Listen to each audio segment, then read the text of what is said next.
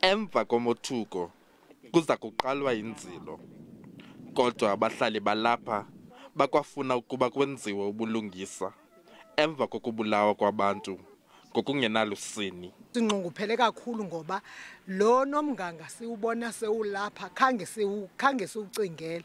Iwesi into yobana umntu nilale ephilile kuvuke sele manxeba sebizwa ngenye igama eloba ungumfi. Isenzo esikumila kunje ngingabala xa ndikhumbula kahle ndithi sesesine kule lali apha abantu bavingcelwayo kukhatya amacango ungenwe, especially abantu abadala. Ekubulaweni sesesithathu and zonke insuku zenziwa kwezinsuku ezimbini zokuqala enyangeni. Iinkokheli zemveli zimemelela ekuqinisweni kwenkonzo yesipolisa kule ngingqi. Into enantlungu yethu kubulawa kwabazali belela abazali bethu ngaphandle kwesizathu. Bebulawa ngabantu abanengqondo eziphungulekileyo phambi kwale meko yeziyobisi zingaka basebenzisayo.